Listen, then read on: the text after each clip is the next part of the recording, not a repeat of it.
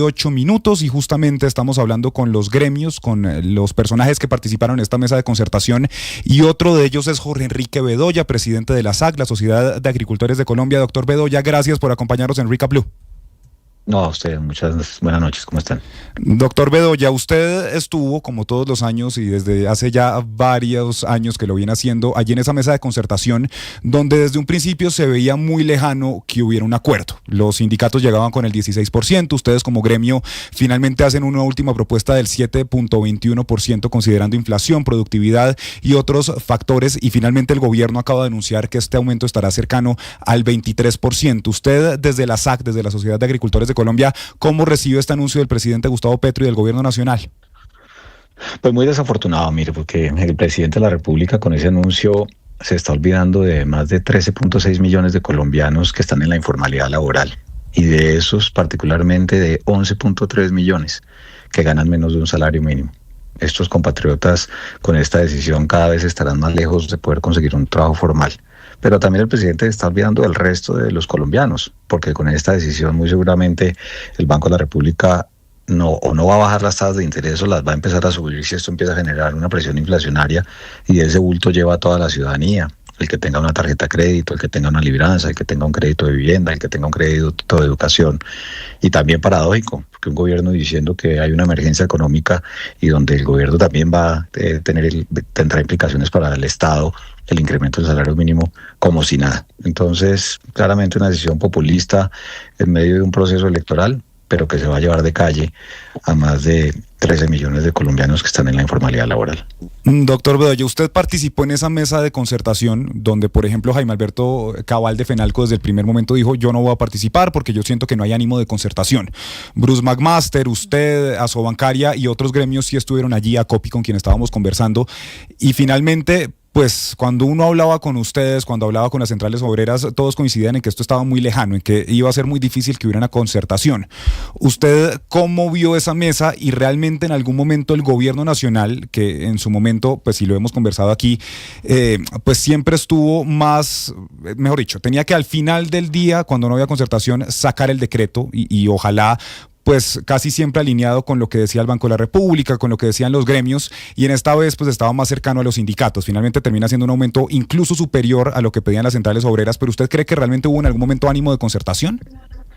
Pues eso se podría decir en la medida en que, pues obviamente la concertación dependiendo para donde usted tire. Obviamente el gobierno seguramente quería un salario de doble dígito, como lo estamos viendo el día de hoy. El gobierno, pues en la mesa nunca hizo una propuesta de número específico, buscó pues obviamente evaluar si había un acercamiento entre las partes, pero pues teníamos claro que siempre al final de cualquier gobierno hay un ánimo más político que técnico, pero pues en este caso pues evidentemente sé que se les fue la mano, porque les reitero, más allá de la concertación, la concertación, cuando se toman las decisiones del salario mínimo, no se piensa solamente en los colombianos que ganan el salario mínimo. Claro, son 2.4 millones de ciudadanos y eso es muy relevante, pero también esa decisión siempre va a impactar a los 24 millones de colombianos que hacemos parte de la población ocupada, pero particularmente a los más de 13.6 millones que están en la informalidad laboral. ¿Quién con ese incremento del salario mínimo va a generar expansión en sus plantas de proceso o en su producción y va a poder atraer gente que está en la informalidad laboral?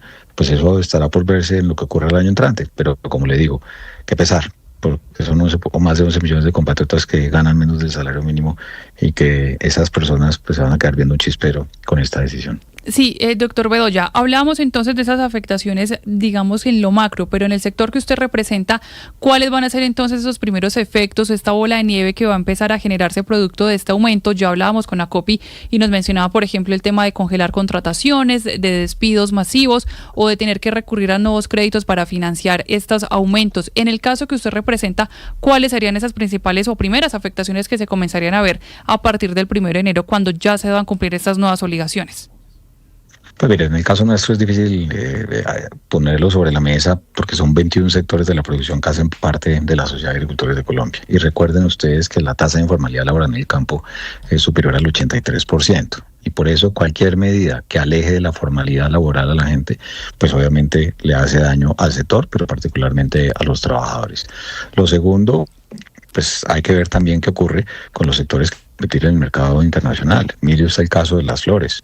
Son más de 250.000 empleos directos, de los cuales 90.000 son mujeres, madres, cabeza de familia, y que con una tasa de cambio que va para abajo y que usted con eso pierde competitividad en el mercado internacional, subir el salario mínimo en el valor que lo está haciendo, en el porcentaje que lo ha determinado el gobierno, pues obviamente ahí ya habrá que ver qué es lo que pasa en ese sector. De tal manera que esto lo vamos a empezar a ver obviamente a partir de la primera quincena del mes de enero, y pues ahí estaremos para rendirle cuentas a la ciudadanía de qué es lo que pasa en los sectores. Pero más allá de eso, realmente el enfoque que le dijimos siempre al gobierno fue, ojo, porque son más de 13 millones de compatriotas que están en la informalidad laboral. Son más de 11 millones de colombianos que ganan menos del salario mínimo. Con cualquier decisión que se tome por fuera de lo que es razonablemente desde la perspectiva económica del país, esas personas pues simplemente van a estar condenadas a la informalidad laboral. ¿Y qué mayor precarización que estar en la informalidad laboral? Doctor Bedoya, usted mencionaba en una de sus respuestas ya algo de eso, pero creo que es importante profundizar, y es que acabamos de ver al gobierno nacional declarar una emergencia económica por cuenta del hundimiento de la ley de financiamiento, la reforma tributaria en el Congreso, porque pues quedó un hueco de 16 billones de pesos en el presupuesto que se presentó porque está desfinanciado. Con este aumento, pues uno de los grandes pagadores de salario mínimo es justamente el Estado.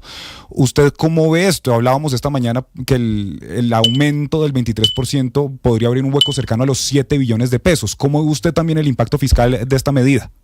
Pues yo sí quisiera ver al ministro de Hacienda, al mismo presidente de la República, respondiendo a esa pregunta. Porque claro, muy fácil es pensar en que le van a clavar más impuestos a los empresarios, pero es que es por lado y lado. Usted le clava más impuestos a los empresarios, por el otro lado sube de manera desmesurada el salario mínimo, y el gobierno también tiene un impacto fiscal como usted lo está mencionando. ¿Y esa plata dónde va a salir? Endeudamiento en el exterior como lo acaban de hacer. Una emergencia económica que a todas luces puede estar por fuera del orden constitucional, de tal manera que el año entrante puede ser un año muy complejo desde cualquier óptica, y el Estado pues actúa, en mi opinión, de manera muy irresponsable, con un ánimo más politiquero y populista que cualquier otra cosa, y bueno, ojalá nos equivoquemos, pero como están las cosas, el 2026 particularmente, para las personas que están en la informalidad laboral, yo creo que va a ser un año para olvidar. Pues doctor Jorge Enrique Bedoya, presidente de la SAC, Sociedad de Agricultores de Colombia, muchas gracias por acompañarnos esta noche aquí en Rica Blue. A ustedes, que estén muy bien.